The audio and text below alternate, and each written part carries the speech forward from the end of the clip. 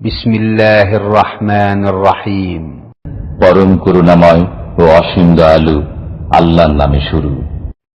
ومن أحسن قولا ممن دعا إلى الله وعمل صالحا وقال إنني من المسلمين।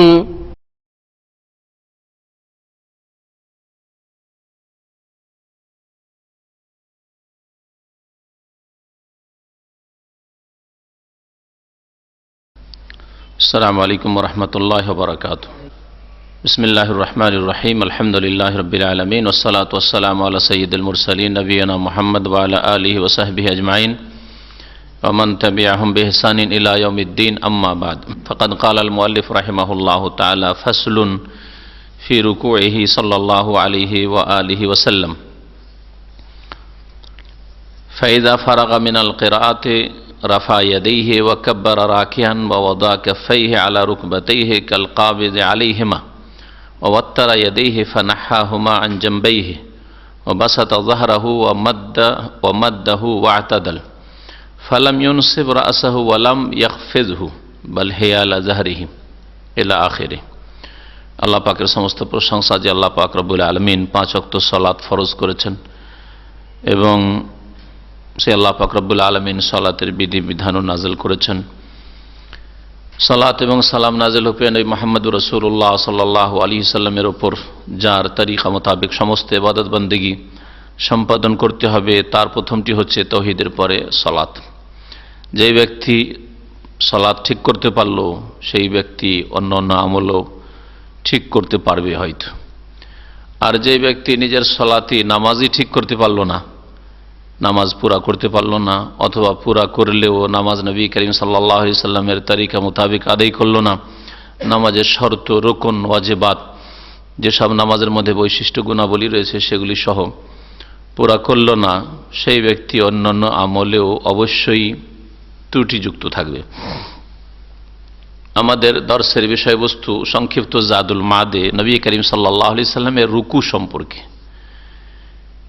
লেখক বলছেন যে নবী করিম সাল্লাল্লাহু আলাইহি সাল্লামের রুকুর ক্ষেত্রে আদর্শ কি ছিল। ফাসলুন ফি রুকুইহি সাল্লাল্লাহু আলাইহি সাল্লাম, এই অধ্যায় হচ্ছে রাসূলুল্লাহ সাল্লাল্লাহু আলাইহি ওয়াসাল্লামের রুকু সম্পর্কে। এই মর্মে তিনি বলছেন, ফায়দা ফারাগা মিনাল কিরাআতে, যখন রাসূলুল্লাহ সাল্লাল্লাহু আলাইহি সাল্লাম কোরআন তিলাওয়াত থেকে ফারিগ হইতেন, মানে কোরআন তিলাওয়াত সমাপ্ত করতেন, শেষ করতেন, রাফা ইয়াদাইহি, তখন দুই হাত উত্তোলন করতেন, রাফুল ইয়াদাইন করতেন। রাফা মানে উঠানো, আর ইয়াদাইন বা ইয়াদাই মানে হচ্ছে দুই হাত। তো তিনি তার দুই হাত উঠাতেন। কেরাত শেষ হলো, তখন রুকুতে যাওয়ার জন্য তাহলে কেমন করতেন?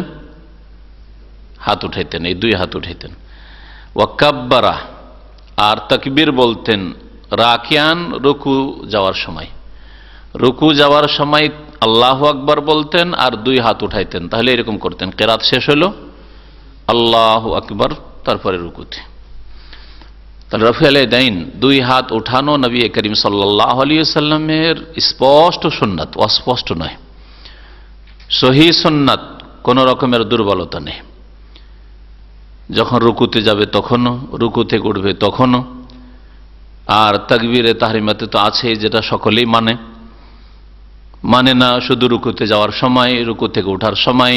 আর 4 বা 3 রাকাত বিশিষ্ট নামাজে প্রথম তাশাহুদ থেকে উঠে যখন দাঁড়াবে তখন যে রাফুল ইয়াদাইন রয়েছে, এই 3টি ক্ষেত্রেই অনেক মুসলিম ভাইরা অজ্ঞতার কারণে অথবা সহিহ সুন্নাত থেকে দূরে থাকার কারণে, মাযহাবের অন্ধ তাকলিদ অনুসরণ করার কারণে তারা এই সহিহ সুন্নাতগুলি মানে না অথবা সেসবের উপর আমল করে না। আল্লাহ পাক যেন সকলকে হিদায়াত দান করেন, নবী করিম সাল্লাল্লাহু আলাইহি সাল্লামের আদর্শ অন্তর থেকে খুলুসিয়াতের সাথে গ্রহণ করার। রাসূলুল্লাহ সাল্লাল্লাহু আলাইহি ওয়াসাল্লাম রাফুল ইয়াদাইন করতেন তাহলে রুকুতে যাওয়ার সময়, আর তাকবীর বলতেন। ওয়া ওয়াদা কাফাইহি আলা রুকবাতাইহি, এবং রুকুতে গিয়ে তার দুই হাত, কফ হচ্ছে এতটুকু, এই হাতের এই অংশটুকু, এই হাতকে রাখতেন, দুই হাতকে আলা রুকবাতাইহি, নিজ দুই হাঁটুর ওপর। হাঁটুর ওপর রাখতেন। কাল কাবেদ আলাইহিমা, কেমন করে রাখতেন? ঢিলা করে নয়, যেন তিনি সেই দুটো ধরে আছেন। কাবাদ একবদ মানে ধরে থাকা।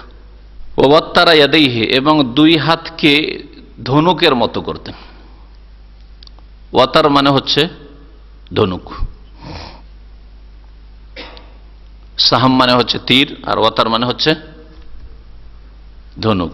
ধনুকের মতো করতেন। একটু দেখান তো আপনারা কেমন করে। রুকুতে গেলে বুঝতে পারবেন। রুকুতে হাঁটুতে হাত রাখলে দুটো হাত যেন ধনুকের মতো হবে। এই হাত আর এই যে আপনার রানের ওপর ভাগটা, হ্যাঁ দেখেন, এইটুকু মিলালে ধনুকের মতো লাগে না? হাতটা যেন ধনুকের রশি, হ্যাঁ, আর রয়েছে ধনুকের বাতি, হ্যাঁ, শরীরটা, ঠিক না? তো রাসূলুল্লাহ সাল্লাল্লাহু আলাইহি ওয়াসাল্লাম রুকুতে যখন যেতেন তখন কেমন হয়ে যেতেন? ওয়াত্তারা ইয়াদিহি, দুই হাতকে ধনুকের মতো করে নিতেন, ধনুকের রশি। ফানাহাহুমা আন জামবাইহি, ধনুকের মতো করলে তাহলে ধনুকের রশিটা তার বাতি থেকে দূরে সরে থাকে, লেগে থাকে না, তাই না? তাই বলছেন, সুতরাং তিনি ওই দুটো হাতকে দূরে রাখতেন তার দুই পার্শ্ব থেকে, আনজামবাইহি, দুই পার্শ্ব থেকে, যে দুটো পার্শ্ব রয়েছে এখান থেকে কি করতেন? দূরে রাখতেন হাতকে, এরকম করে নাই। তো হাত দুটোকে তাহলে কি করতেন? দূরে রাখতেন, গুটিয়ে রাখতেন না শরীরের সাথে। ও বাসাতা যাহরাহু, আর পৃষ্ঠদেশকে, পিঠকে কি করে দিতেন? বিস্তৃত করে দিতেন, বাসাতা। ও মাদ্দাহু, এবং লম্বা করতেন, এইরকম করে নয়, লম্বা করতেন। ওয়াতাদালা, এবং সোজা করতেন।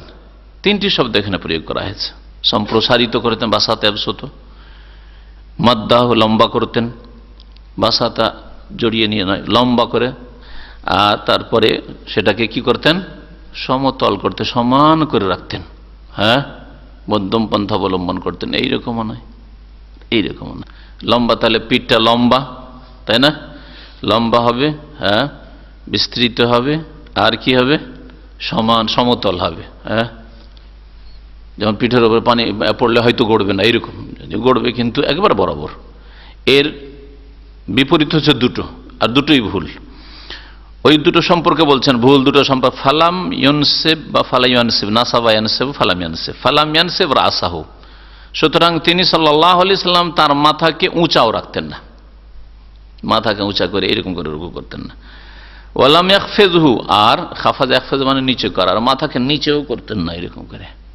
পিঠের থেকে মাথা নিচেও থাকতো না, ওপরে থাকতো না, মাথার দিকটা, পিঠের দিকটা উঁচা, এইরকম করতেন না। আর এমন করে ঝুঁকিয়ে দেওয়া যে মাথা একেবারে পিঠ থেকে বেশি ঝুঁকে গেল, এইরকম করতেন না। অনেকে এইভাবে, এই দুটোই ভুল অনেকেই করে থাকে রুকুতে। কেউ দেয় বেশি করে মাথাকে ঝুঁকিয়ে, আর কেউ মাথাকে উঠিয়েই থাকে, ও রুকুতে যেতে ইচ্ছা হয় না। মুখ্য কারণ এই ক্ষেত্রে আর জানার চেষ্টা না থাকা, প্রয়োজন না মনে করা। দুনিয়ার ক্ষেত্রে গরজ আছে, সেজন্য অনেক কিছু জানতে পারছে এবং জেনে নিচ্ছে, আর দিনের ক্ষেত্রে গরজ নেই। জি। তো নবী করিম সাল্লাল্লাহু আলাইহি ওয়াসাল্লাম মাথাকে উঁচাও রাখতেন না এবং নিচেও করতেন না। বাল হেয়ালা জাহরিহি, বরং মাথাকে নিজের পিঠের বরাবর রাখতেন, হেয়ালা, পিঠের বরাবর।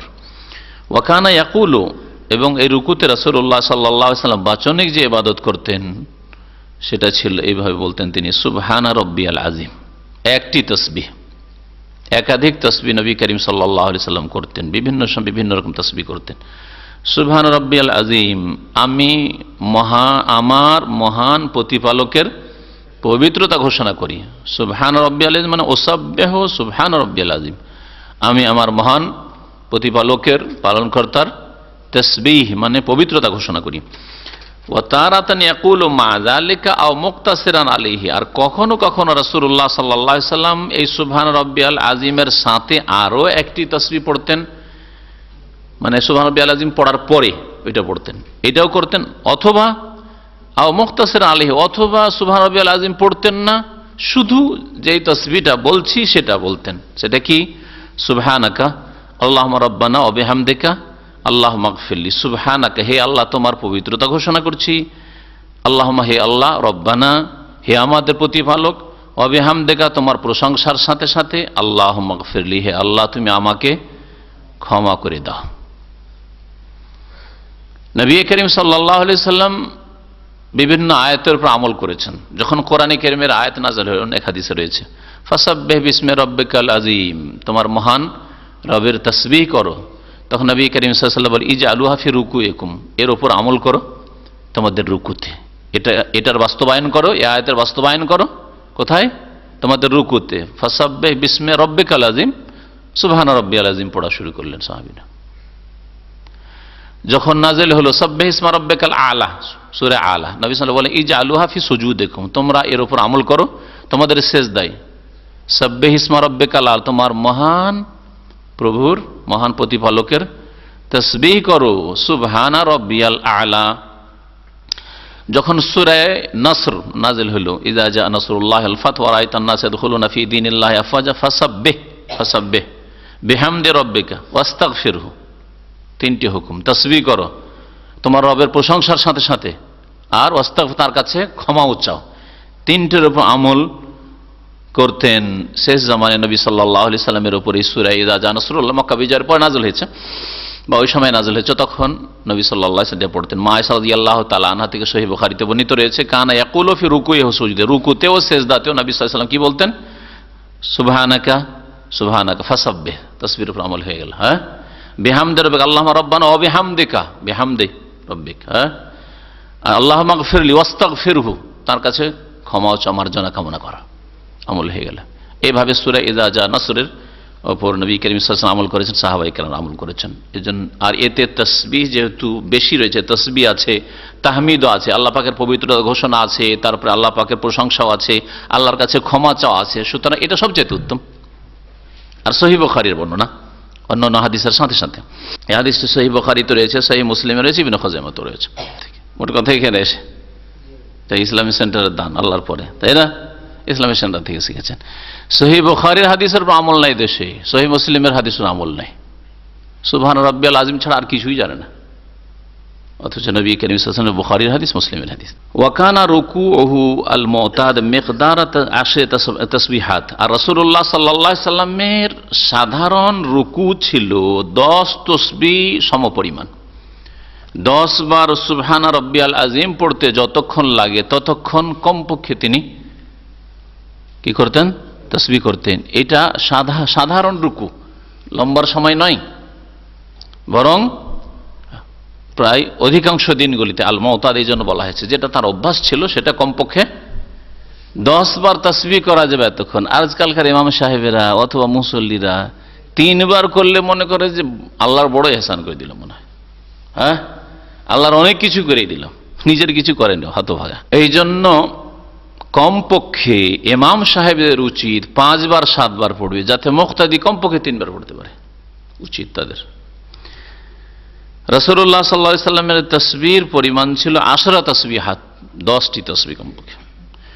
ও সুজুদুহু কাযালিকা, আর তার সিজদাও এরকম হইতো যে 10 বার তাসবিহ করা, সুবহান রাব্বিয়াল আলা, সুবহান রাব্বিয়াল আলা, সুবহান রাব্বিয়াল আলা করে 10 বার পড়া যাবে, এতক্ষণ সিজদা করতেন।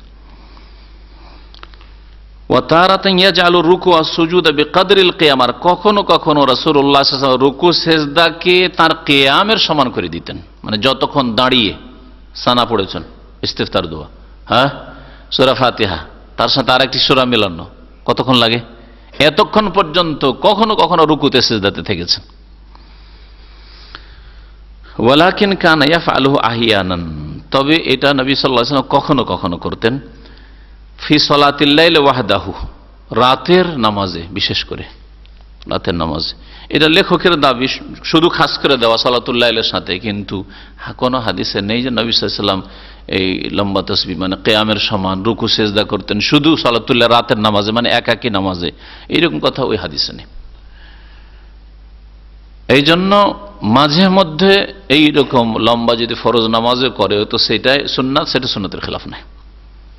কারণ যখন কোনো জিনিসকে খাস করবেন যে এটা রাতের নামাজের সাথে, তো দলিল লাগবে যে নবী সাল্লাল্লাহু আলাইহি ওয়াসাল্লাম রাতের নামাজে, রাতের নামাজ শব্দটা কি ওই হাদিসে এসেছে, সাহাবীরা বলেছেন যে রাতের নামাজে নবী সাল্লাল্লাহু আলাইহি ওয়াসাল্লামের রুকু সিজদা কিয়ামের সমান হইতো, ওর চেয়ে তো অনেক লম্বা হইতো, অনেক লম্বা হইতো, কিয়ামও লম্বা হইতো, রুকু সিজদাও লম্বা হইতো। তবে হয়তো অনেক সময় এটা রাতের নামাজে হয়তো, আর কখনো কখনো, সবসময় হইতো না, কখনো কখনো রুকু সেজদা এত লম্বা হইতো যে কিয়ামের সমানই হইতো।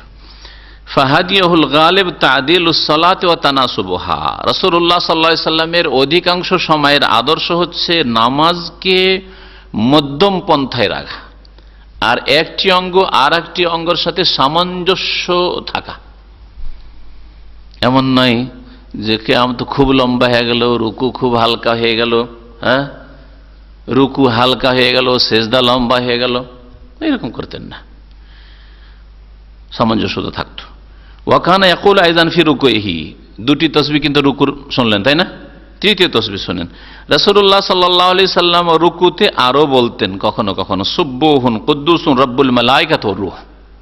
সুবহুন আল্লাহ পাক রব্বুল অতি পবিত্র, কুদ্দুসুন কুদ্দুসুন মানেও পবিত্র, হ্যাঁ আল্লাহ পাকের অধিক পবিত্রতা ঘোষণা করি, আর তিনি অতি পবিত্র। রব্বুল মালাইকাতি ওয়ার রূহ, যিনি সমস্ত ফেরেশতাদের পালনকর্তা, ওয়ার রূহ, আর রুহের মানে আত্মারও হইতে পারে, আর রূহ মানে জিবরাইল আলাইহিস সালাম, এমনকি জিবরাইল আলাইহিস সালামেরও রব আল্লাহ পাক রব্বুল আলামিন। এই হাদিস সহিহ মুসলিম আছে, মুসনাদ আহমদে সহিহ মুসলিম আছে। মাঝে মাঝে এটার উপর আমল করবেন। যদি সুন্নতকে পেতে হয় তো নবী সাল্লাল্লাহু আলাইহি ওয়াসাল্লাম বিভিন্ন যে আমলগুলি করেন সবগুলির উপর আমল করার চেষ্টা করবেন। ওয়া তারাতান ইয়াকুল, আর কখনো কখনো বলতেন, কিন্তু এটা রাতের নামাজে হয়তো লেখক বলছেন, আল্লাহুম্মা লাকা রাকাতু ওয়া বিকা আমানতু ওয়া লাকা আসলামতু খাশা লাকা সামঈ ওয়া বাসারি ওয়া মুখি ওয়া আযমি ওয়া আসাবি।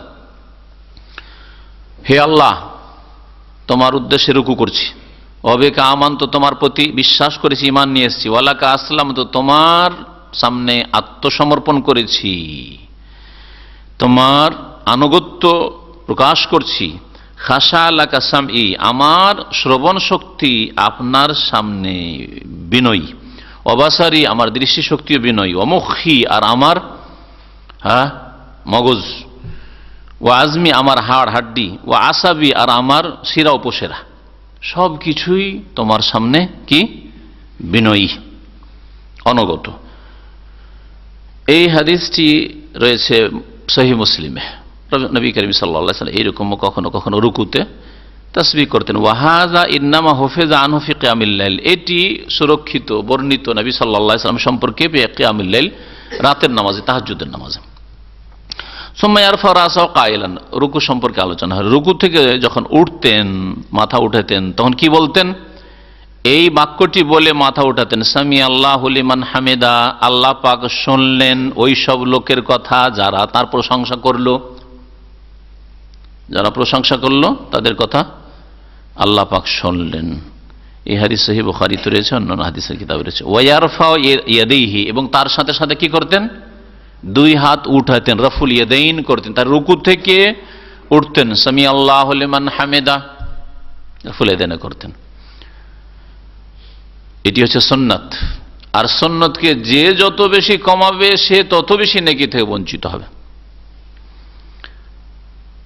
আর কেউ যদি অস্বীকার করে সুন্নতকে, অন্ধত্বের কারণে, গোঁড়ামির কারণে সহিহ হাদিস পৌঁছে যাওয়ার পরে, তাহলে নামাজ হবে কিনা আল্লাহ পাক ভালো জানেন।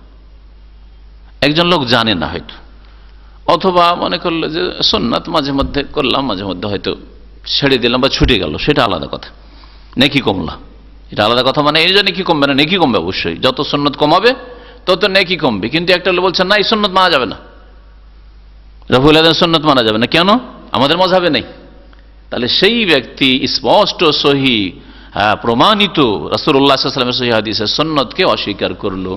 সুতরাং সে নবী সাল্লাল্লাহু আলাইহি ওয়াসাল্লামের তরিকা মোতাবেক নামাজ পড়ার চেষ্টা করলো না, বরং অন্য তরিকায় নামাজ পড়ার জন্য সচেষ্ট হইল। সেই জন্য নবী সাল্লাল্লাহু আলাইহি ওয়াসাল্লামের নাফরমানি করার কারণে হয়তো নামাজ কবুল নাও হইতে পারে, আশঙ্কা আছে। কারণ নবী সাল্লাল্লাহু আলাইহি ওয়াসাল্লাম এই কথা বলেননি যে অমুকের তরিকায় নামাজ পড়া। কি বলেছেন? কার তরিকায় নামাজ পড়া? আমার তরিকায় নামাজ পড়া, সাল্লু কামা রাআইতুমুনি উসাল্লি। আর আপনাকে হাদিস জানিয়ে দিলে এমন নয় যোগ্যতা আমি জানিনি ভাই, আল্লাহ আমার জানা ছিল না, কালকে মাত্র বললেন জানা ছিল, কিন্তু আমাদের মাযহাবে ছিল না, আমাদের তরিকায় ছিল না। তাহলে কার তরিকায় তুমি নামাজ পড়েছো? আমার রাসূলের তরিকায় নামাজ পড়ো নাই? মান আমিলা আমালান লাইসা আলাইহি আমরুনা ফাহুয়া রাদ্দুন। নবী সাল্লাল্লাহু আলাইহি সাল্লাম ঘোষণা করেছেন, যে ব্যক্তি আমল করবে, নামাজ তো পড়বে, কিন্তু লাইসা আলাইহি আমরুন, আমার আদর্শ মোতাবেক নয়, তরিকা মোতাবেক নেই, সেটা রদ হয়ে যেতে পারে। আশঙ্কা আছে। এই জন্য কখনো গোঁড়ামি রাখবেন না যে এই তরিকাতেই থাকবো, অথচ সেটা রাসূলুল্লাহ সাল্লাল্লাহু আলাইহি ওয়াসাল্লামের তরিকা নেই। আমি রাসূলুল্লাহ সাল্লাল্লাহু আলাইহি ওয়াসাল্লামের তরিকায় চলার চেষ্টা করেছি, চলতে গিয়ে ভুল হয়ে যায়, আল্লাহ মাফ করবেন। চলতে গিয়ে জানতে পারলাম না এটা রাসূলের তরিকা, ভাবলাম যে আমরা যেটা করছি সেটাই হয়তো রাসূলের তরিকা, জানার চেষ্টা করার পরেও, তাহলে আল্লাহ ধরবেন না। কিন্তু জানার চেষ্টা করলাম না, ত্রুটি, অথচ জানার সুযোগ ছিল। অথবা জানার পরে হঠকারিতা করলাম, মানবো না কারণ আমাদের তরিকার খেলাফ, মাযহাবের খেলাফ, তাহলে আশঙ্কা আছে আল্লাহ পাক রদ যেন না করে দেন। আল্লাহু আকবার। তো রফুল ইয়াদাইন করবে সামি আল্লাহু লিমান হামিদা বলার সময়, কানা দায়মান ইউকিমু সুলবাহ, আর রাসূলুল্লাহ সাল্লাল্লাহু আলাইহি সাল্লাম সব সময় রুকু থেকে উঠলেও আর সিজদা থেকে উঠলেও তার পৃষ্ঠদেশকে, পিঠকে সোজা করতেন। রুকু থেকে উঠে এমন নয় যে একটু রুকু থেকে উঠলেন সামি আল্লাহু লিমান হামিদা, ধাই করে আবার সিজদায়, এক সিজদা থেকে উঠলো আল্লাহু আকবার, একটু উঠে আবার আল্লাহু আকবার, এইরকম যদি কেউ করে পুরো না বসে তাহলে একটা সিজদা গণ্য হবে, আর এক সিজদা দিয়ে নামাজ হয় না। এটা স্পষ্ট যে নামাজ হবে না, কারণ রুকুন ছুটে গেল। 14টি যে রুকুন রয়েছে তার একটি হচ্ছে যে ইতিদাল, ধীর স্থিরতার সাথে প্রত্যেকটি অঙ্গকে আদায় করা, ইতমিনান, প্রশান্তির সাথে নামাজ পড়া। নবী সাল্লাল্লাহু আলাইহি সাল্লাম সর্বদা, কখনো কখনো না, দাইমান সর্বদাই তার পিঠকে সোজা করতেন। ইজা রাফা মিনার রুকু, যখন রুকু থেকে উঠতেন তখনও সোজা করতেন।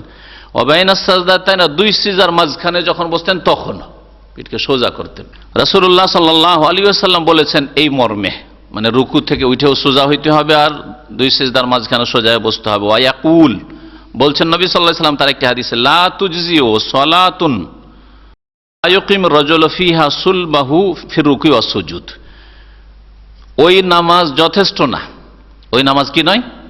যথেষ্ট না। যথেষ্ট হওয়া মানে কোন রকম ফরজটা আদায় হলো, ফরজও আদায় হলো না, ওর ফরজ ওর কাঁধে থেকে গেল, বোঝা থেকে গেল, নেকি পথ দূরের কথা। লা তুজজি সালাতুন আজজা ইউজজি, ওই নামাজ যথেষ্ট না। লা ইয়াকুম রাজুলু ফিহা, যেই নামাজে কোন মানুষ তার পিঠকে সোজা করবে না, ফির রুকুয়ে ওয়াস সুজুদ, রুকুতে এবং সিজদাতে, রুকুতে উঠে সোজা করলো না, সিজদাতে উঠে সোজা বসলো না, সেই নামাজ যথেষ্ট নয়। হাদিস কোথায় আছে? ইবনে খুজাইমায় রয়েছে, আব্দুল্লাহ মাসউদ রাদিয়াল্লাহু তাআলা আনহু থেকে। ওয়াকানা ইজাস্তাওয়া কাল, যখন রাসূলুল্লাহ সাল্লাল্লাহু আলাইহি সাল্লাম সোজা হয়ে দাঁড়াতেন রুকু থেকে উঠে, তখন কি বলতেন? রব্বানা ওয়ালাকাল হামদ। আর কেউ? রব্বানা লাকাল হামদ। আর কেউ? আল্লাহুম্মা রব্বানা লাকাল হামদ, না ওয়ালাকাল হামদ?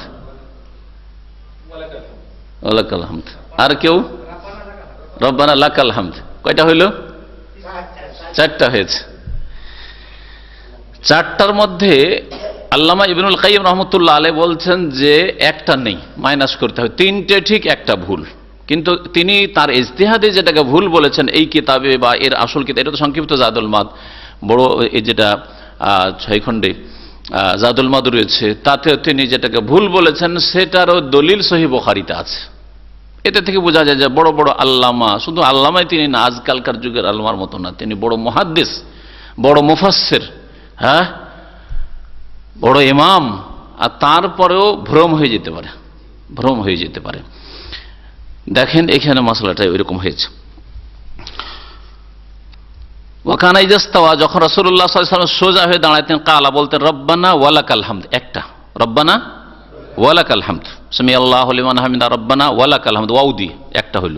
ওয়া রুব্বামা কাল, আর কখনো কখনো বলতেন আল্লাহুম্মা রব্বানা লাকাল হামদ, আল্লাহুম্মা রব্বানা লাকাল হামদ, এটা বলতেন। আর কখনো কখনো বলতেন রব্বানা লাকাল হামদ, রব্বানা লাকাল হামদ, যেটা সংক্ষিপ্ত জাদুল মাদে দেয়নি, কিন্তু সেটা সেই হাদিসেও আছে, আর তারপরে আসল জাদুল মাদে আছে। হ্যাঁ, রব্বানা ওয়ালাকাল হামদু আছে, রব্বানা লাকাল হামদু আছে, আর আল্লাহুম্মা রব্বানা লাকাল হামদ আছে, ওয়াও ছাড়া। এখন ওয়াও সহ 4 নম্বরটা, আল্লাহুম্মাও আর ওয়াও দুটো একত্রিত করে আছে কি নেই এটা বিষয়। আল্লাহুম্মা রব্বানা ওয়ালাকাল হামদ। আল্লামা ইবনুল কাইয়িম রাহমাতুল্লাহ আলাইহি বলছেন, ওয়া আম্মাল জামউ বাইনা আল্লাহুম্মা ওয়াল ওয়াও, পক্ষান্তরে আল্লাহুম্মা আর ওয়াওকে একত্রিত করে একসাথে বলা, কিরকম করে বলা? তাহলে আল্লাহুম্মাও বললেন আর ওয়াও বললেন, কেমন করে? আল্লাহুম্মা রব্বানা ওয়ালাকাল হামদ, এটা সম্পর্কে বলছেন ফালাম ইয়াসিহ, এটা সহি নয়। এটা কি সহি নয়। আমি এই কিতাবের উপর আজকে মাকতাবা শামেলাতে তদন্ত করতে লাগলো, সহি নয় যখন বললেন তো তাকলিদ করা তো আমার তরিকা, যা আমি কোরআন হাদিস বুঝি আর তকলিদ করব, ঠিক আছে উপকৃত হব তাদের ইলম থেকে, আমাদের চেয়ে অনেক বড় তারা, কিন্তু অন্ধভাবে তিনি বললেন সহি নয় আর আমি চোখ বন্ধ করে নিলাম। আসল রেফারেন্সটা দেখি তো মাকতাবা শামেলায় বুখারী মুসলিম যত হাদিসের কিতাব আছে মানলাম, তাতে দেখলাম যে সহি সূত্রে সহি বুখারীতেই আছে, সহি মুসলিমেও আছে। তাহলে চতুর্থ যেটা তরিকাই আল্লাহুম্মাও আর ওয়াও আল্লাহুম্মা রব্বানা ওয়ালাকাল হামদ, সেটাও আছে। এই জন্য আমি আরবিতে একটা টিক এখানে লিখে দিয়েছি, বল হুয়া মওজুদুন ফি সহিহুল বুখারী ও মুসলিম, বরং এইভাবেও সহিহ বুখারীতে মওজুদ রয়েছে। হাদিস নম্বর 753 আর হাদিস নম্বর 6802 জায়গায় সহিহ বুখারীতে ওয়াও সহ আছে, আল্লাহুম্মাও আছে আর ওয়াও আছে, আল্লাহুম্মা রব্বানা ওয়ালাকাল হামদ আবু হুরায়রা রাদিয়াল্লাহু তাআলা আনহু থেকে বর্ণিত রয়েছে। আর ওইটাও আছে, দুটোই আছে, বুঝতে পেরেছেন? আচ্ছা, বিনা ওয়াও আছে, বিনা ওটা দেখেন 753 বললাম, 753তে কি আছে? ওয়াও সহ আছে, আল্লাহুম্মা রব্বানা ওয়ালাকাল হামদ। আর 754তে আছে বিনা ওয়াও, আল্লাহুম্মা রব্বানা লাকাল হামদ। পাশাপাশি দুটো হাদিস আছে। আর সেখানে ইমাম ইবনুল কাইয়িম রাহমাতুল্লাহ আলাইহির ভ্রম হয়ে গেছে। সেই যুগ পাণ্ডুলিপির যুগ ছিল, সেই যুগে এত সুযোগ সুবিধা ছিল না যে খুব সহজে আপনি সবগুলিকে একসাথে পেয়ে যাবেন হয়তো, ঠিক না? আর তারপরে অনেক সময় মুহাদ্দিস এমনকি আমরাও আলোচনা করতে গিয়ে আনুষঙ্গিক একটা কথা আসলো আর একটা দলিল আজকে হয়তো প্রস্তুতি নিয়ে ঢুকেই দিলাম, ঠিক না? হয়ে যায় এরকম। তো অনেক সময় স্মৃতিশক্তির ওপর আস্থা করে বর্ণনা করে দিয়েছে, তার স্মৃতিশক্তিতে এই কথাই ছিল, মেমোরিতে এতটা ছিল যে আল্লাহুম্মা রব্বানা লাকাল হামদ আছে, ওয়ালাকা নেই। কিন্তু সহিহ বুখারীতে পাশাপাশি দুটো হাদিস আছে, 753তে ওয়াও দিয়ে আছে আল্লাহুম্মা রব্বানা ওয়ালাকাল হামদ, আর 754তে রয়েছে আল্লাহুম্মা রব্বানা লাকাল হামদ বিনা ওয়াও। দুটোই সহিহ বুখারীতে আর দুটোই সহিহ মুসলিমে রয়েছে, সুতরাং দুটোই সহিহ, আল্লাহু আলাম। তাহলে চার তরিকায় বলতে পারেন, খোলাসা কি সারমর্ম? চার তরিকা বলতে পারেন। কি বলতে পারেন? রব্বানা লাকাল হামদ, রব্বানা ওয়ালাকাল হামদ, আল্লাহুম্মা রব্বানা লাকাল হামদ, আল্লাহুম্মা রব্বানা ওয়ালাকাল হামদ। ওয়া কানা মিন হাদিহি ইতালাতু হাযার রুকন বিকদরি রুকু। বলছেন ইবনুল কাইয়িম রাহমাতুল্লাহি আলাইহি যে রাসূলুল্লাহ সাল্লাল্লাহু আলাইহি ওয়াসাল্লাম আদর্শ ছিল এই রুকুনটিকে রুকুর সমান লম্বা করা। কোন রুকুনটিকে? হ্যাঁ, রুকু থেকে দাঁড়ানো অবস্থায় কতক্ষণ থাকতেন? যতক্ষণ রুকুতে থেকেছেন। এটা নবী সাল্লাল্লাহু আলাইহি ওয়াসাল্লামের আদর্শ। আর আপনি আমি নামাজ পড়বো, রুকুতে থাকলেন ধরেন 2 মিনিট বা 1 মিনিট, আর এখানে আপনি 10-20 সেকেন্ড থাকছেন না, সুন্নাতের খেলাফ নামাজ আপনার। ওয়া কানা মিন হাদিহি, রাসূলুল্লাহ আদর্শ ছিল ইতালাতু হাযার রুকুন, এই রুকুনটিকে মানে রুকু থেকে দাঁড়ানো অবস্থায় যে দাঁড়ানো ফরজ এই রুকুনটাকে লম্বা করা, বেকাদরি রুকু, কত পরিমাণ? রুকু সমান, বেকাদরি রুকুর পরিমাণ। ফাসাহা আনহু, সুতরাং নবী সাল্লাল্লাহু আলাইহি ওয়াসাল্লাম থেকে সহিহ সূত্রে বর্ণিত আন্নাহু কানা ইয়াকুলু ফিহি, এতে আরো লম্বা লম্বা জিকির পড়তেন, শুধু রব্বানা লাকাল হামদ আর ওয়ালাকাল হামদ নয়, বরং লম্বা জিকিরও পড়তেন। যেমন একটা লম্বা এখানে উল্লেখ করেছেন তিনি, আল্লাহুম্মা রব্বানা লাকাল হামদু মিল আস-সামাওয়াতি ওয়াল আরদি ওয়া মিলা মা বাইনাহুমা ওয়া মিলা মা শাইতা মিন শাইইন বা'দু আহলুস সানাই ওয়াল মাজিদ আহাক্কু মা ক্বালা আল আবদু ওয়া কুল্লুনা লাকাল আবদ আল্লাহুম্মা লা মানি'a লিমা আতাইত ওয়া লা মুতি'a লিমা মানা'ত ওয়া লা ইয়ানফা'ু যাল জাদ্দি মিনকাল জাদ। শুনেছেন কোনদিন? হ্যাঁ, জি হ্যাঁ, সব পুরোটাই যতটা বললাম। আল্লাহুম্মা রব্বানা লাকাল হামদ, হে আল্লাহ তোমার সমস্ত প্রশংসা, মিল আস-সামাওয়াতি ওয়াল আরদ, আসমান জমিন ভরপুর, আসমান জমিন ভর্তি তোমার প্রশংসা করি। ওয়া মিল মা বাইনাহুমা, আসমান জমিনের মাঝখানে যা কিছু আছে, যত খোলা জায়গা, 2 আসমানের মাঝখানে, প্রত্যেক 2 আসমানের মাঝখানে জমিনে, হ্যাঁ, ওয়া মিল মা শাইতা মিন শাইইন বা'দু, আর এর পরে যা কিছু ভর্তি করে তুমি চাও, যা কিছু ভর্তি করে তুমি চাও আল্লাহ তোমার প্রশংসা। আহলুস সানাই ওয়াল মাজিদ, মানে আনতা আহলুস সানা, হে আল্লাহ তুমি হচ্ছে প্রশংসা এবং বড়ত্বের অধিকারী, আর কেউ প্রশংসার অধিকার রাখে না। আহাক্কু মা ক্বালাল আবদ, আর বান্দা যা কিছুই গুণগান করে তার অধিক হকদার তুমি। ওয়া কুল্লুনা লাকা আবদ, আল্লাহ আমরা সকলেই তোমার গোলাম বান্দা। লা মানিয়া লিমা আতাইত, আল্লাহ যে কাজে যে কথায় তুমি বাধা দাও, যে বিষয়ে তুমি বাধা দাও মানে না দাও, সেটা কেউ দিতে পারে না। হ্যাঁ, লা মানিয়া লিমা আতাইত, কোনো বাধা দেনেওয়ালা নেই যেখানে তুমি দাও। আল্লাহ তুমি যদি দান করো তাহলে কোনো বাধা দেওয়ার শক্তি নেই। ওয়ালা মুতিয়া লিমা মানাত, আর তুমি যদি বাধা দাও তাহলে কেউ দাতা নেই, দিতে পারে না। ওয়ালা ইয়ানফাউ যাল জাদ্দে মিনকাল জাদ্দু, আর মেহনতিকে আল্লাহর কবল থেকে রক্ষা করতে তার মেহনত উপকার করতে পারে। আল্লাহ পাক রব্বুল আলামিনের কুদরত থেকে, ক্ষমতা থেকে, আল্লাহ পাকের আযাব থেকে রক্ষা করার জন্য কেউ আপ্রাণ চেষ্টা করে রক্ষা পেয়ে যাবে, তা হইতে পারে না।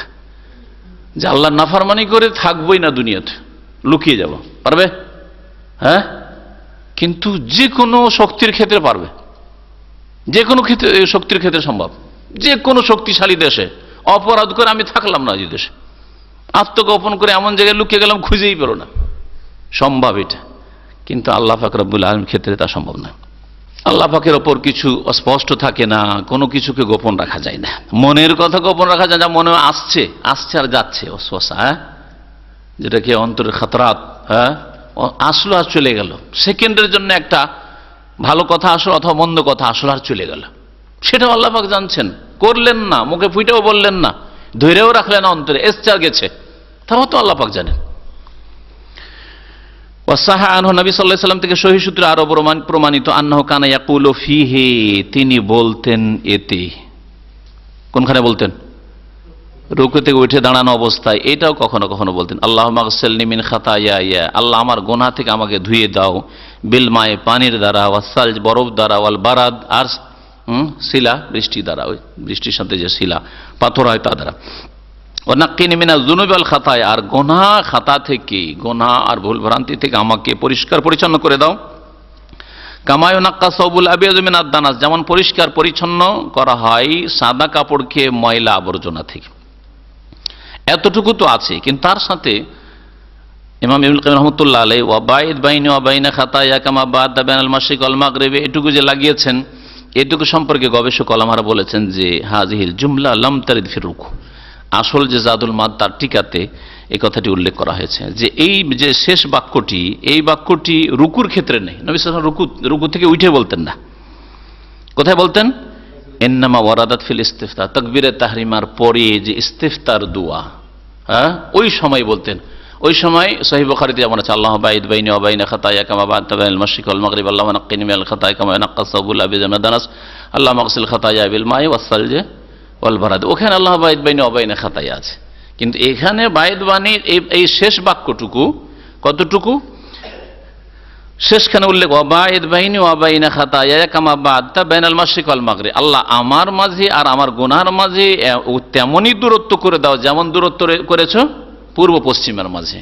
এইটুকু রুকু থেকে উঠে বলা হাদিসে প্রমাণিত নেই। তো হতে পারে এই ক্ষেত্রেও ওহাম বা ভ্রম হয়ে গেছে। এই বর্ণনা সহিহ মুসলিমে রয়েছে যে রুকু থেকে উঠে, সহিহ মুসলিমের অধ্যায় রয়েছে বাবু মায়াকুল ইযা রাফা রাসু মিনার রুকু, রুকু থেকে মাথা ওঠার পরে কি বলবেন আপনি। এই ক্ষেত্রে বিভিন্ন জিকিরের মধ্যে এটাও রয়েছে, মানে যতটুকু বললাম প্রথম দিকে, আল্লাহুম্মা গসিলনি মিন খাতায়া বিল মাই ওয়াস সালজি ওয়াল বারাদ ওয়া নাক্কিনি মিনাজ যুনুবি ওয়াল খাতায়া কামা ইয়ানাক্কা সাওবুল আবিয়াযু মিনাদ দানাস, এতটুকু। ওয়াসাহা আনহু, আর নবী সাল্লাল্লাহু আলাইহি ওয়াসাল্লাম থেকে সহিহ সূত্রে প্রমাণিত, আন্নাহু কাররারা ফিহি কাওলাহু, এই বাক্যটিকেও নবী সাল্লাল্লাহু আলাইহি ওয়াসাল্লাম রুকু থেকে উঠে দাঁড়ানো অবস্থায় পড়েছেন একাধিকবার, একবার নয়, বারবার করে পড়েছেন। লি রব্বিল হামদু, লি রব্বিল হামদু, তো রব্বানা ওয়া লাকাল হামদ বা রব্বানা লাকাল হামদ না পড়ে কি পড়েছেন? লি রব্বিল হামদ, লি রব্বিল হামদ, আমার রবের যাবতীয় প্রশংসা, আমার রবের যাবতীয় প্রশংসা বা সমস্ত প্রশংসা আমার রবের করছি। হাত্তা কানা বিকাদরে রুকু, এমন কি এত বারবার পড়তেন যে সেটা রুকুর সমান হয়ে যেত। এইটাকে বারবার পড়ে রুকুর সমান সময় অবস্থান করতেন এই দাঁড়ানো অবস্থায়। ওয়াজাকারা মুসলিম, সহিহ মুসলিম, ইমাম মুসলিম রাহমাতুল্লাহ বর্ণনা করেছেন আনাস রাদিয়াল্লাহু তাআলা আনহু থেকে, কানা রাসূলুল্লাহ ইযা ক্বালা সামিআল্লাহু লিমান হামিদা, রাসূলুল্লাহ যখন সামিআল্লাহু লিমান হামিদা বলতেন, কামা, দাঁড়িয়ে থাকতেন, সামিআল্লাহু লিমান হামিদা বলে দাঁড়িয়ে যেতেন। হাত্তা নাকুল, সাহাবীরা বলছেন আমরা বলতে লাগতাম, কাদ আও হামা, হয়তো নবী সাল্লাল্লাহু ভুলে গেছেন। এতক্ষণ দাঁড়িয়ে থাকতেন যে আমাদের ধারণা হয়তো যে নবী সাল্লাল্লাহু নামাজ পড়ছেন, এ কথা ভুলে গেছেন নাকি, দাঁড়িয়ে থেকেই গেলেন। যে কতক্ষণ তাহলে দাঁড়িয়ে ছিলেন চিন্তা করেন তো দেখি। এইভাবে নবী সাল্লাল্লাহু রুকু থেকে উঠে দাঁড়িয়ে থাকতেন। সুম্মা ইয়াসজুদু, তারপরে সেজদায় যেতেন। ওয়া ইয়াকুদু বাইনা সাজদাতাইন, দুই সেজদার মাঝখানে কতক্ষণ বসতেন? হাত্তা নাকুল, আমরা বলতে লাগতাম কাদ আওহামা, হয়তো ভুলে গেছেন। দুই রুকুর মাঝখানে বসে গেছেন তো ভুলে গেছেন হয়তো, যে নামাজে আসি তো আরেক সেজদা বাকি আছে, যেতে হবে, ভুলে গেছেন হয়তো। অথবা ভুলে গেছেন মানে হয়তো দুই সেজদা হয়ে গেছে এরকম ভেবেছেন হয়তো। দাঁড়িয়ে থেকে গেলেন কেন এতক্ষণ, বা বসে বসে থেকে গেলেন কেন দুই সেজদার মাঝখানে। আর যখন দাঁড়াইতেন তখন নবী সাল্লাল্লাহু আলাইহি সাল্লাম হয়তো ভুলে গেছেন, মানে হয়তো ভেবেছেন যে এখন রুকুর আগেই হয়তো দাঁড়িয়ে আছেন, এই জন্য এত লম্বা দাঁড়িয়ে আছে, এইরকম আমরা মনে করতে লাগতাম। কিন্তু আসল নবী সাল্লাল্লাহু আলাইহি ওয়াসাল্লাম বলেননি, বরং কি করতেন? এই রুকনগুলিকে লম্বা করতেন। রুকু থেকে দাঁড়িয়ে লম্বাক্ষণ দাঁড়িয়ে থাকতেন, আর দুই সেজদার মাঝখানে লম্বা সময় বসে থাকতেন। ফাহাযা হাদিয়ুল মালুম, এটাই হচ্ছে নবী সাল্লাল্লাহু আলাইহি ওয়াসাল্লামের সর্বজন বিদিত আদর্শ। হাদিয়ু তার আদর্শ, আল মালুম যেটা সকলে জানা, যারা জানতে চাইবে তাদের জানা। আর জানতে হবে কোরআন হাদিস থেকে, এমন নয় যে যেটা বাপদাদা থেকে পেয়েছে, যেটা তার মৌলভী সাহেবেরা শিখিয়েছে, মসজিদে ইমাম শিখিয়েছে, বক্তব্য শিখেছে, সেটা না। কোরআন হাদিস থেকে, আসল উৎস থেকে জানতে হবে।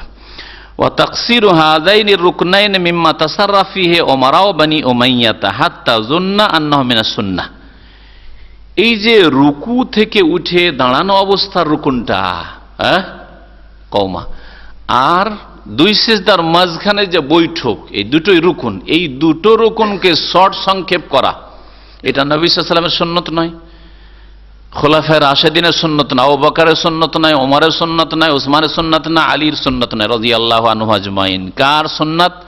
তারপরে যে বানু উমাইয়ার খেলাফত শুরু হলো, উমাইয়া যুগের শাসন আমলে খলিফারাই সালাত আদায় করতেন, নামাজ পড়াইতেন, ইমামতি করতেন, কিন্তু তারা অনেকগুলি সুন্নতের ক্ষেত্রে অবহেলা করতেন। তার মধ্যে এই ক্ষেত্রেও ছিল তাদের, যে তারা কি করতেন? রুকু থেকে উঠে আর বেশিক্ষণ দাঁড়িয়ে থাকতেন না, দুই সেজদার মাঝখানে বেশিক্ষণ বসে থাকতেন না। তার মানে এই নয় যে ওই মানে অর্ধেকটা উঠে ওই রকম করতেন না, কিন্তু একেবারে হালকা করে দাও, বসলেন আর আবার হয়তো আল্লাহ মাগফিরলি ওয়ারহামনি ওয়াহিদিনী ওয়াফিনী ওয়ারজুকনি পড়ে আবার চলে গেলেন, না, এইরকম না। এইরকমটা নবী সাল্লাল্লাহু আলাইহি ওয়াসাল্লামের আদর্শ। নবী সাল্লাল্লাহু আলাইহি ওয়াসাল্লামের আদর্শ ছিল আরো লম্বা করা, এগুলোকে রুকুর মতো সেজদার মতো লম্বা করা। বলছেন যে এই দুটো রুকুনকে শর্ট সংক্ষেপ করা, ও তাকসিরু হাযাইন রুকনাইন মিম্মা তাসাররাফ ফিহি, এটা এমন একটা বিষয় যেটা উমাইয়া গোত্রের শাসকরা করে ফেলেছে। উমাইয়া গোত্রের শাসন আমল শুরু হইল মুআবিয়া রাদিয়াল্লাহু তাআলা আনহু সম্মানিত সাহাবী থেকে, আর তারপরে 132 হিজরি পর্যন্ত চলতে থেকেছে। এর মাঝে যে শাসকগুলি এসছে আর তারা ইমামতিও করেছে, দুনিয়ারও নেতৃত্ব দিয়েছে, ইমামতি করেছে, আর মসজিদের ইমামতি করেছে। এদের একটা ভালো দিক ছিল যে দুটোকে একসাথে রেখেছে। দুনিয়ার বাদশাহ হইলেও মসজিদে হাজির আছে নামাজ পড়াবার জন্য। প্রত্যেক শহরের যারা উমাইয়া গোত্রের আমির ওমরা ছিল, তারা নিজের মসজিদে এসে নামাজ পড়ায়, বিশেষ করে যেটা বড় মসজিদ সেখানে তারা নামাজ পড়াবে। হাত্তা যুন্না, বানু উমাইয়ার শাসকরা বা আমির ওমরারা যখন এটাকে সংক্ষেপ করে দিল, তাতে ধীরে ধীরে মানুষরা ধারণা করতে শুরু করলো কি আন্নাহু মিনাস সুন্নাহ, যে এটাই হয়তো সুন্নাত। হয়তো এই রুকু থেকে উঠে একটু সামান্য দাঁড়ানো, শুধু সামি আল্লাহু লিমান হামিদা রব্বানা ওয়া লাকাল হামদ, আর তারপরে চলে যান, আর দুই সেজদার মাঝখানে আল্লাহ মাগফিরলি ওয়ারহামনি ওয়াহিদিনী ওয়াফিনী ওয়ারজুকনি, ব্যাস, তারপর আরেক সেজদায় চলে যান। এটা কি সুন্নত মানুষ মনে করতে লেগেছে, অথচ এটা নবী সাল্লাল্লাহু আলাইহি ওয়াসাল্লামের সুন্নত না, খোলাফায়ে রাশেদিন 4 খলিফারও সুন্নত না, বরং এটা সুন্নত কাদের? উমাইয়া গোত্রের শাসকদের। রুকু সম্পর্কে আলোচনা এখানেই শেষ হলো, আর এরপরে সেজদার আলোচনা শুরু হবে। আর আজকে কথা লম্বা না করে এখানে আমার আলোচনা বদর শেষ করছি। আল্লাহ পাক রব্বুল আলামিন যেন নবী করিম সাল্লাল্লাহু আলাইহি ওয়াসাল্লামের সালাত জানার এবং তা অন্তর থেকে মেনে নেওয়ার তৌফিক দান করেন এবং তার প্রতি আমল করার তৌফিক দান করেন। আল্লাহ পাক রব্বুল আলামিন যেন নবী করিম সাল্লাল্লাহু আলাইহি ওয়াসাল্লামের তরিকা মোতাবেক ইবাদত বন্দি করার তৌফিক দান করেন। নবী সাল্লাল্লাহু আলাইহি ওয়াসাল্লামের সুন্নতের অনুসরণ করার জীবনের প্রতিটি ক্ষেত্রে তৌফিক যেন দান করেন। আল্লাহ পাক রব্বুল আলামিনের কাছে আরো দোয়া করি, নবী সাল্লাল্লাহু আলাইহি ওয়াসাল্লামের আমাদের শাফাআত যেন দান করেন, নবী সাল্লাল্লাহু আলাইহি ওয়াসাল্লামের হাউজে কাউসার থেকে পানি যেন দান করেন। আল্লাহ পাক রব্বুল আলামিন যেন তাঁর সাথে আমাদেরকে জান্নাতুল ফিরদৌস নসিব করেন। ওয়া সাল্লাল্লাহু আলা নবিয়িনা মুহাম্মদ ওয়া আলা আলিহি ওয়া সাহবিহি আজমাইন। এতগুলি আলোচনার মধ্যে একটি তাসবির কথা আলোচনা হয়নি। রুকু থেকে উঠে রব্বানা লাকাল হামদু হামদান কাসীরান তাইয়িবান মুবারাকান ফি এর কথা আসেনি, ঠিক না? এটা আসেনি, ইবনুল কাইয়িম রাহমাতুল্লাহ এটা উল্লেখ করেননি। এটাও হাদিসে আছে, তাকরিরি হাদিস। হ্যাঁ, নবী সাল্লাল্লাহু আলাইহি সাল্লামের স্বীকৃতি বা অনুমোদন রয়েছে এই ক্ষেত্রে। নবী সাল্লাল্লাহু আলাইহি সাল্লামের পিছনে কোন এক সাহাবী এইভাবেই পাঠ করেছিল। তখন নবী সাল্লাল্লাহু আলাইহি সাল্লাম সালাম ফিরার পরে বললেন, মানিল মুতাকাল্লিমু আনিফান, এই নামাজের মধ্যে কে একটা নতুন কথা বললো? কে ছিল গো? ভয় আর কেউ কথা বলে না, কি জানি ভুল নিশ্চয় করেছে, না হলে কেন জিজ্ঞেস করে যে কে এরকম করে। ও নিজে থেকে কিন্তু এভাবে প্রশংসা করেছিল, ওই সাহাবী নিজে থেকে প্রশংসা করেছেন। হ্যাঁ, রব্বানা সামি আল্লাহু লিমান হামিদা বলার পর রব্বানা লাকাল হামদু হামদান কাসীরান, হ্যাঁ হামদান কাসীরান, অধিক প্রশংসা করি। রব্বানা লাকাল হামদু, তোমার সমস্ত প্রশংসা, হামদান কাসীরান, অনেক প্রশংসা বা অসংখ্য প্রশংসা, কাসীর তাইয়্যিবান, যা পাক পবিত্র, মুবারাকান, যা বরকতপূর্ণ, হ্যাঁ মুবারাকান ফি, যাতে বরকত হয় ইত্যাদি। এতটুকু পড়েছিলেন। নবী সাল্লাল্লাহু আলাইহি ওয়াসাল্লামের জিজ্ঞাসা করায় ভয়ে ভয়ে বলছে, আনা ইয়া রাসূলুল্লাহ, আমি বলেছি। ভয়ে ভয়ে বলছে। নবী সাল্লাল্লাহু আলাইহি ওয়াসাল্লাম বলেছে, আমি 30-এর বেশি ফেরেশতাদেরকে দেখলাম। লাকাদ রাআইতু বিজআতান ওয়া সালাসিনা মালাইকা বা মালাকান, আমি 30-এর বেশি ফেরেশতাকে দেখলাম। বিজআ বলা হয় 3 থেকে 9 পর্যন্ত, তার মানে 33-এর বেশি ফেরেশতাকে দেখলাম যে তারা দৌড় দিচ্ছিল এই নেকিটাকে আল্লাহ পাকের কাছে নিয়ে যাওয়ার জন্য। ইয়াবতাদিরুনাহা, তো একজন সাহাবী যে আমলটা করলেন, সেই আমলটা নেওয়ার জন্য, নিয়ে নেকিটা পৌঁছানোর জন্য যদি 33-এর বেশি ফেরেশতা দৌড় দিয়ে থাকে, তো নবী সাল্লাল্লাহু আলাইহি ওয়াসাল্লাম যা শিখিয়েছেন তাতে কত নেকি রয়েছে? এর চেয়ে তো আরো বেশি অবশ্যই রয়েছে। বিশেষ করে লম্বা দোয়া, রব্বানা লাকাল হামদু হামদান কাসীরান তাইয়্যিবান, না রব্বানা লাকাল হামদু হামদান কাসীরান, তারপরে কি আছে? মিল আস-সামাওয়াতি ওয়া মিল আল-আরদি মিল মা শাইতা মিন শাইইন বা'দু আহলুস সানাই ওয়াল majd আহাক্কু মা ক্বালা আবদু কুল্লুনা লাকা আল্লাহুম্মা লা মানিয়া লিমা আতাইত ওয়া লা মুতিয়া লিমা মানাত। অবশ্যই তো বেশি নাকি আছে, আর বাক্য বেশি আছে, প্রশংসাও বেশি আছে। নবী সাল্লাল্লাহু আলাইহি ওয়াসাল্লামের ওটা আমল, এটা নবী সাল্লাল্লাহু আলাইহি ওয়াসাল্লাম আমল না। নবী সাল্লাল্লাহু আলাইহি ওয়াসাল্লাম নির্দেশ দেননি, কিন্তু সাহাবী করেছেন। নবী সাল্লাল্লাহু আলাইহি ওয়াসাল্লাম কি করেছেন? স্বীকৃতি দিয়েছেন, অনুমোদন দিয়েছেন। যদি নিষেধ করে দিতেন তাহলে নিষিদ্ধ হয়ে যেত। নবী সাল্লাল্লাহু আলাইহি ওয়াসাল্লাম যখন প্রশংসা করলেন তাহলে সেটাও সুন্নাত। আর হাদিস হচ্ছে 3 রকম, কওলি, বাচনিক, নবী সাল্লাল্লাহু আলাইহি ওয়াসাল্লাম বলেছেন হয়তো, হ্যাঁ ফেলি, আমল নবী সাল্লাল্লাহু আলাইহি ওয়াসাল্লাম আমল করতে বলেছেন অথবা নিজে করেছেন, ফেলি ওইটা কর্মগত সুন্নাত। আর একটা হচ্ছে তাকরিরি, মানে যেটা নবী সাল্লাল্লাহু আলাইহি ওয়াসাল্লাম সাপোর্ট করেছেন, সমর্থন করেছেন, তাকরির। 3টি কি হাদিস বলা হয়। বিয়ে হয়নি, আবার নতুন করে বিয়ে করে, গুনাহ হয়েছে, গুনাহগার হয়েছে, হ্যাঁ, আর এইভাবে জেনা হয়েছে, আল্লাহর কাছে তওবা করুক, বিয়ে হয়নি। লা নিকাহ ওয়ালিয়্যিন, জিজ্ঞাসা করেছেন যে এক ছেলে, এক মেয়ে, এক যুবক যুবতী বিনা ওলিতে, বিনা অভিভাবকে বিয়ে করেছে। লা নিকাহা ইল্লা বিওয়ালি, নবী সাল্লাল্লাহু আলাইহি ওয়াসাল্লাম বলেছেন যে ওলি ছাড়া। আর ওলি মানে বাপ থাকতে দাদা ওলি নয়, বাপ থাকতে ভাই ওলি না, চাচা ওলি না। তাহলে অন্য মানুষ কেউ ওলি হইতে পারে না কোনো মহিলার। আর ওলি লাগে মহিলার, পুরুষের লাগে না। আমাদের দেশের মূর্খরা আবার ছেলে জিজ্ঞেস করে যে আমি আমার বাপের হুকুম না নিয়ে বিয়ে করেছি। আরে বাপের পরামর্শ নেন, ঠিক আছে, কিন্তু আপনার জন্য ওলি লাগে না। আপনার বিয়ে হবে, কিন্তু মেয়ের কখনো বিয়ে হবে না। 50 বছর মেয়ে হলে একাই নিজে বিয়ে বসতে পারে না, বরং তার একজন অভিভাবক অবশ্যই লাগবে। বাপ না থাকে তার দাদা আছে, দাদা না থাকে তার ভাই আছে, চাচা আছে, ইত্যাদি ইত্যাদি। চাচা না থাকে চাচা তো ভাই আছে। দূরের থাকতে কাছের লোক ওলি হবে না। আর পুরুষ ওলি হবে, মায়ে বিয়ে দিতে পারে না, ফুফুতে বিয়ে দিতে পারে না, দাদিতে বিয়ে দিতে পারে না। জি, নবী সাল্লাল্লাহু আলাইহি ওয়াসাল্লাম আরো বলেছেন, আইয়ুমা ইমরাতিন নাকাহাত নাফসাহা বিগাইরি ইযনি ওয়ালিহা, কোন মহিলা যদি নিজেই বিয়ে বসে যায়, নাকাহাত নাফসাহা, নিজের বিয়ে নিজেই বসিয়ে ফেলেছে, বিগাইরি ইযনি ওয়ালিহা, তার ওয়ালির অনুমতি ছাড়া। অনুমতি, সে সামনে থাকবে আর অনুমতি দিবে, অথবা লিখিত তার অনুমতি থাকবে, হয়তো বাংলাদেশে আছে আর বিয়ে এখানে মেয়ের হচ্ছে, হ্যাঁ, তাহলে সেখান থেকে সত্যায়ন করে নিয়ে আসতে হবে। না হলে কেউ জাল তো লিখে নিয়ে আসতে পারে। সেই জন্য সে অ্যাটেস্টেড হলে জানা যাবে যে হ্যাঁ ওর বাপ লিখে পাঠিয়েছে, ওকালত দিয়ে দিয়েছে, ঠিক আছে আমার মেয়ের বিয়ে অমুককে আমি দায়িত্ব দিলাম, পড়িয়ে দিক আমার তরফ থেকে, কোনো অসুবিধা নেই। যে কোনো জায়গায় বিয়ে হইতে পারে, কিন্তু অনুমতি লাগে। বিনা অনুমতিতে যদি বিয়ে হয়ে যায়, নবী সাল্লাল্লাহু আলাইহি ওয়াসাল্লাম বলেছেন ফানিকাহুহা বাতিলুন বাতিলুন বাতিলুন, 3 বার বলেছেন, তার নিকাহ, ওই মহিলার বিবাহ বাতিল বাতিল বাতিল। সুতরাং আজকালকার কোর্ট ম্যারেজ যা হচ্ছে আমাদের দেশগুলিতে, ভারত, বাংলাদেশ, পাকিস্তানে খুব বেশি হচ্ছে, আর সবগুলি হারাম, বাতিল নিকাহ। এই বিয়ে হয় না, বাতিল মানে ফাসেদ, নিকাহ হয় না, বিবাহ হয় না। জি, সুতরাং ওই ছেলে মেয়েকে তওবা করা উচিত, আর নতুন করে বিবাহ করুক, ওলিকে ডেকে নিয়ে বা ওলির অনুমতি নিয়ে। জি, তারপরেও লাগবে, তারপরে ওলি লাগবে। বললাম যে 50 বছর, একটু বললাম না, শুনলেন না? 50 বছরের মহিলা হইলেও, বিবাহিতা হোক, তালাক প্রাপ্তা হোক, বিধবা হোক, অবিবাহিতা হোক, সকলের জন্য ওলি লাগবে। বললাম যে নতুন করে বিয়ে করবে, আবার ওর বাপকে ডেকে বিয়ে অনুমতি দিলে বিয়ে করবে, না হলে বিচ্ছিন্ন হবে। এখনো যদি ওর বাপের অনুমতি না থাকে তো বিবাহ বিচ্ছেদ, বিবাহ হয়নি। ওর বাবার অধিকার রয়েছে বিবাহ বিচ্ছেদ করার, মেয়েকে ফিরিয়ে নিয়ে যাওয়ার।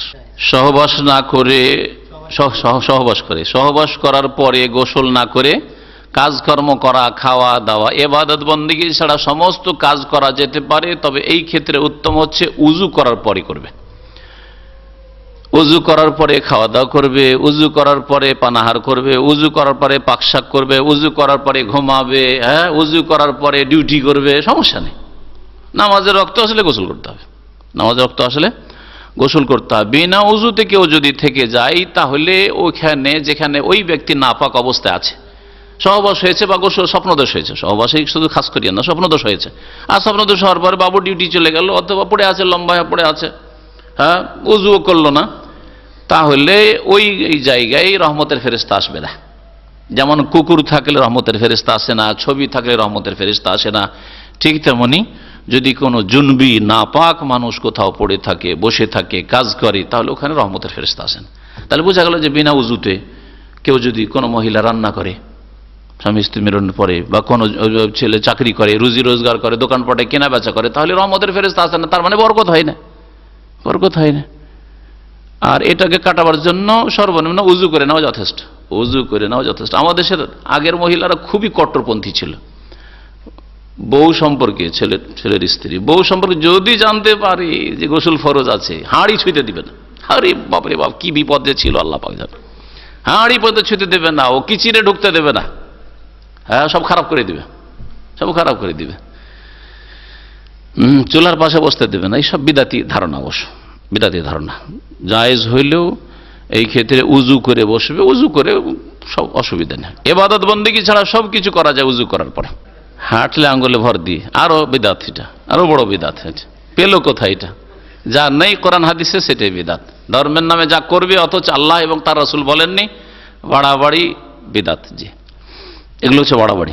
বাড়াবাড়ি করে জাতি ধ্বংস হয়েছে, নবী সাল্লাল্লাহু আলাইহি ওয়াসাল্লাম বলেছেন। হ্যাঁ, গোসল করার সময় যদি লজ্জা স্থানে হাত যায়, তার আগে উযু করেছিল, তাহলে উযু নষ্ট হয়ে যাবে। সরাসরি হাত পড়লে, কাপড়ের ওপরে না, সরাসরি বিনা আড়ে যদি হাত পড়ে তাহলে, বা স্পর্শ করে, তাহলে উযু নষ্ট হয়ে যাবে। কারণ নবী সাল্লাল্লাহু আলাইহি ওয়াসাল্লামের সহিহ হাদিস, মান মাসসা যাকারাহু ফালিয়াতাওয়াদ্দা, যেই ব্যক্তি লজ্জা স্থানে স্পর্শ করেছে সে যেন উযু করে নেয়, সে যেন উযু করে নেয়। এটাই ঠিক।